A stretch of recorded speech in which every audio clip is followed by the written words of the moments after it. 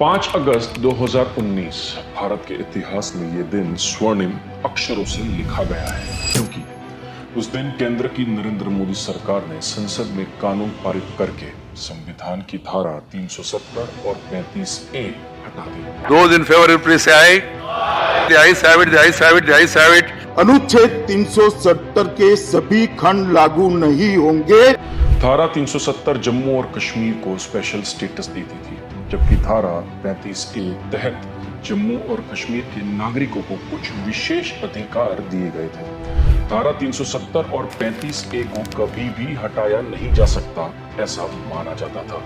कांग्रेस समेत सभी विपक्षी प्रचार करते थे कि मोदी जी धारा 370 हटाने की बात करके लोगों को मूर्ख बना रहे हैं। 370 की बात करके और कभी भी अगर वो 10 दफा भी हिंदुस्तान के प्राइम मिनिस्टर बनेंगे वो 370 को नहीं छू सकते। 370 जब तक कांग्रेस पार्टी का वजूद है तब तक 370 भारतीय जनता पार्टी 200 साल हुकूमत करेगी तो भी वो होगा। मोदी सरकार ने न सिर्फ 370 और 35A हटा दी, लेकिन जम्मू और कश्मीर को 2 केंद्र शासित प्रदेशों में विभाजित कर दिया।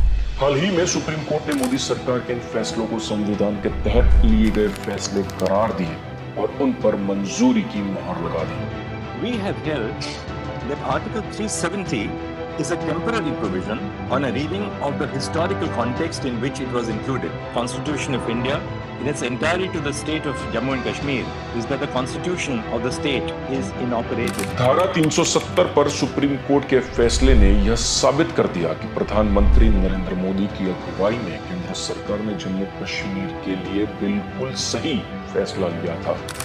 मोदी सरकार के इन ऐतिहासिक फैसलों ने जम्मू और कश्मीर में विकास का एक नया अध्याय शुरू किया और कश्मीर में बदलाव की वो हवा चली कि सिर्फ 5 साल में एक नया कश्मीर हमारे सामने है। पहले हर रोज आतंकी घटनाओं से ग्रसित कश्मीर की जगह आज विकास के पथ पर दौड़ रहा कश्मीर देखने को मिल रहा है। पहले हाथ में पत्थर लेकर आर्मी के जवानों पर पथराव करने वाले कश्मीरी युवा अब स्पोर्ट्स के मैदान में देखने मिल रहे हैं। पहले घरों में बंद रहने वाली कश्मीरी बेटियां अब हाथ में किताबें लेकर निर्भीक और खुशहाल होकर स्कूल में जाती दिख रही हैं। पहले सूनी दिखने वाली कश्मीर की वादियां अब प्रवासियों में भरी भरी दिख रही हैं। पहले जहां गोलियों के बारूद की खुशबू हवाओं में देखने को मिलती थी, लेकिन अब सेब और दूसरे फलों की खुशबू हवाओं में देखने मिल रही है। कश्मीर तेजी से बदल रहा है और ये कमाल प्रधानमंत्री नरेंद्र मोदी के मिशन कश्मीर का है। पिछले 5 साल से भी कम समय में मोदी सरकार ने कश्मीर को बदलने के लिए बहुत सारे फैसले लिए और इसी का परिणाम है कि कश्मीर फिर से पुराना कश्मीर बन रहा है। 26 अक्टूबर 1947 को जो डॉक्यूमेंट साइन हुआ उसमें आर्टिकल 370 का कहीं जिक्र नहीं था। लाल चौक में फैसला हो जाएगा किसने अपनी माँ का दूध पिया। Kashmir has never been an integral part of India and this is a historical fact. Now is the time to remove legal provisions. Article 370 is outright discriminatory. इसलिए एग्रेसिव हूँ कि जम्मू एंड कश्मीर के पीएको को आप भारत का हिस्सा नहीं मानते हो क्या? एग्रेसिव ना हो, जान दे देंगे इसके लिए। क्या बात कर रहे हो आप? Those in favor, please say aye. The ayes have it. The ayes have it. The ayes have it. अनुच्छेद 370 के सभी खंड लागू नहीं होंगे। 890 central laws have now become applicable to J&K. आने वाले करीब 3-4 साल में जम्मू कश्मीर के रोड नेटवर्क को अमेरिका के बराबर बनाएंगे। कश्मीर बदल रहा है। मोदी के मिशन कश्मीर में 5 बातें अहम हैं। सबसे पहला, आतंक का खात्मा और शांति। आतंक बहुत सालों से कश्मीर की सबसे बड़ी समस्या है। धारा 370 हटने के बाद जम्मू और कश्मीर में आतंकी घटनाओं में बहुत बड़ी गिरावट आ गई है। कश्मीर में 5 अगस्त 2016 से 4 अगस्त 2019 के बीच 930 आतंकी घटनाएं हुई, जिसमें 290 जवान शहीद हुए, 110 नागरिक मारे गए। धारा 370 हटने के बाद 617 आतंकी घटनाओं में 171 जवान शहीद हुए, जबकि 110 नागरिक मारे गए। धारा 370 हटने के बाद आतंकी घटनाएं और उसकी वजह से हो रहे मृत्यु दोनों बड़ी मात्रा में कम हो रहे हैं और धीरे धीरे कश्मीर सामान्य हो रहा है। दूसरा, कश्मीर में बाहरी निवेश को बढ़ोतरी देना। आतंक के चलते बाहर से लोग कश्मीर में निवेश करने से डरते थे। आजादी के बाद 7 दशकों में कश्मीर में बाहरी निवेशकों ने सिर्फ 17,000 करोड़ रुपए का निवेश ही किया था, जबकि धारा 370 हटने के बाद 37,000 करोड़ रुपए का निवेश आ चुका है।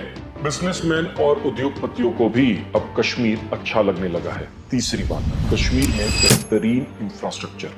जम्मू और कश्मीर में बेहतरीन इंफ्रास्ट्रक्चर खड़ा करना मोदी की प्रायोरिटी है। इसके लिए मोदी सरकार ने करीबन 1 लाख करोड़ रुपए का प्रधानमंत्री डेवलपमेंट फंड मंजूर किया। अब तक करीबन 60,000 करोड़ रुपए की लागत से 53 प्रोजेक्ट शुरू किए गए हैं। Road, power, health, education, tourism, खेती, स्किल डेवलपमेंट के इन प्रोजेक्ट्स की वजह से कश्मीर की सूरत बिल्कुल बदल गई है। पहले जम्मू से श्रीनगर जाने में 14 घंटे लगते थे, अब सिर्फ 6 घंटे लगते हैं। कश्मीर में 42,000 किलोमीटर से लंबा रोड नेटवर्क बन गया है और हर दिन 21 किलोमीटर सड़क का निर्माण हो रहा है। चौथा, युवाओं के लिए बेहतर शिक्षा और रोजगार के अवसर। कश्मीर में एक वक्त था जब युवा हाथ में पत्थर लेकर घूमते थे। मोदी ने उनके हाथ में किताब और कलम दी। धारा 370 हटने के बाद कश्मीर में बच्चों को शिक्षा के लिए 200 स्मार्ट स्कूल और 6 एकलव्य स्कूल बनाए गए। उच्च शिक्षा के लिए 7 नए मेडिकल कॉलेज, 2 एम्स और 1 IIT खोली गई। 50 नए डिग्री कॉलेज और 28 नर्सिंग कॉलेज बनाए गए। MBBS सीटों की संख्या बढ़ाकर 100 से ज्यादा की गई। 46,000 से ज्यादा छात्रों को स्कॉलरशिप दी गई। 32,000 से ज्यादा युवाओं को स्किल ट्रेनिंग दी गई और 150 से ज्यादा रोजगार मेला ऑर्गेनाइज करके उन्हें नौकरियां भी दी गई। जम्मू और कश्मीर में 30 नए स्पोर्ट्स प्रोजेक्ट शुरू किए गए हैं ताकि युवा स्पोर्ट्स में भी अपना करियर बना सके। धारा 370 हटने के बाद 30,000 युवाओं को सरकारी नौकरियां दी गई हैं, जबकि 5,20,000 लोगों को स्वरोजगार दिया गया है। पांचवा, कश्मीर में प्रवासन को बढ़ावा। जम्मू और कश्मीर के पास बेशुमार कुदरती सौंदर्य है, इसलिए दुनिया भर से प्रवासी यहाँ खींचे चले आते हैं। प्रवास जम्मू और कश्मीर के लोगों की रोजी रोटी थी, लेकिन आतंक बढ़ा तो सब कुछ तहस नहस हो गया।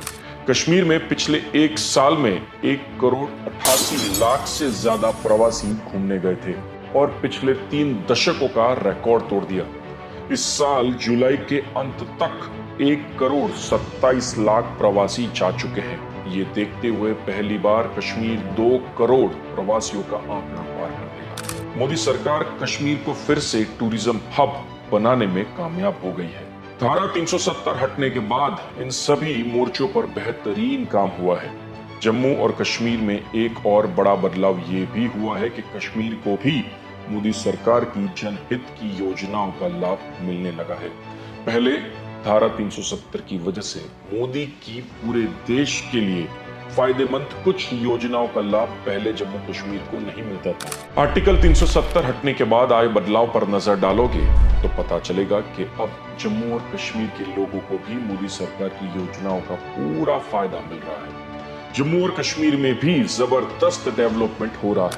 आर्टिकल 370 हटने के बाद 10.38 लाख लोगों को पेंशन योजना का लाभ मिला, जबकि प्रधानमंत्री जन धन योजना के तहत 27.42 लाख बैंक अकाउंट खुले हैं। 12.53 लाख LPG कनेक्शन दिए गए हैं और आयुष्मान भारत योजना के तहत 82.22 लाख लोगों को सेहत बीमा दिया गया है। नल योजना के तहत 11.54 लाख घरों में पीने का पानी मिल रहा है। जम्मू और कश्मीर में 227 जन औषधि केंद्र खुले हैं, जबकि 19 अमृत फार्मेसी भी खुली है। इन सब कदमों की वजह से जम्मू और कश्मीर एक उज्जवल भविष्य की ओर तेजी से आगे बढ़ रहा है। एक जमाने में पृथ्वी का स्वर्ग कहलाने वाला जम्मू और कश्मीर कांग्रेस की नीतियों की वजह से आतंक का अड्डा बन गया था। मोदी उसे फिर से स्वर्ग बना रहे हैं। कश्मीर की बात करें और कश्मीरी पंडितों का जिक्र ना हो, ऐसा मुमकिन नहीं। मोदी ने आतंकवाद की वजह से कश्मीर छोड़कर जाने वाले हिंदू परिवारों को वापस लाने के लिए अभियान छेड़ा है। मोदी सरकार के प्रयत्नों से 5,000 से ज्यादा हिंदू परिवार कश्मीर वापस आए हैं। कश्मीरी पंडितों के लिए 1200 से ज्यादा फ्लैट बनाए गए हैं। कश्मीर के बारामूला, बांदीपुरा, शोपियान और गदरबाल जिलों में बन रहे इन फ्लैटों में कश्मीरी हिंदुओं को बसाया जाएगा। मोदी सरकार ने हाल ही में जम्मू और कश्मीर विधानसभा में 2 सीटें कश्मीरी पंडितों के लिए आरक्षित रखने का भी बेहतरीन फैसला लिया है। ये तो हमने बात की धारा 370 के हटने के बाद कश्मीर में हुए कुछ बड़े बदलावों की, लेकिन मोदी जी का मिशन कश्मीर तो 5 अगस्त 2019 से बहुत पहले शुरू हो गया था, क्योंकि कश्मीर बहुत पहले से ही मोदी जी के दिल के करीब रहा। मोदी जी प्रधानमंत्री नहीं थे और गुजरात के मुख्यमंत्री भी नहीं थे, तब से कश्मीर उनके दिल के बहुत करीब था। मोदी जी के कश्मीर प्रेम की कथा राष्ट्रीय स्वयंसेवक संघ के स्वयंसेवक थे तभी से शुरू हो गई थी। 1984 में पुणे में आयोजित संघ शिक्षा वर्ग में मोदी ने वर्तमान भारत की समस्या पर बोलते हुए कहा था कि आर्टिकल 370 भेदभाव पैदा करता है और इसे हटाया ही जाना चाहिए। 1992 में तत्कालीन भाजपा अध्यक्ष मुरली मनोहर जोशी की कश्मीर यात्रा में मोदी अहम भूमिका में थे। मोदी ने आतंकवादियों की धमकी की परवाह किए बिना भाजपा के वरिष्ठ नेताओं के साथ श्रीनगर की लाल चौक पर तिरंगा फहराकर आतंकवादियों को मुंहतोड़ जवाब दिया था। 1993 में नरेंद्र मोदी जम्मू कश्मीर विधानसभा चुनाव के लिए भाजपा के ऑब्जर्वर थे। उस समय आतंक चरम सीमा पर था, लेकिन मोदी ने डरे बिना पूरे कश्मीर का दौरा किया। कई दिनों तक बड़गांव में रहकर स्थानीय लोगों से मिले और आतंकवादियों की धमकियों की परवाह किए बिना जम्मू कश्मीर के लोगों को रोजगार और मुख्य धारा से जोड़ने के बहुत प्रयत्न किए। 1996 में जब फारूक अब्दुल्ला सरकार ने राज्य स्वायत्ता समिति का गठन किया, तब उसके विरोध में मोदी अग्रसर थे। मोदी ने साफ शब्दों में कहा था कि जम्मू कश्मीर को स्वायत्ता देने का मतलब देश के टुकड़े करना है।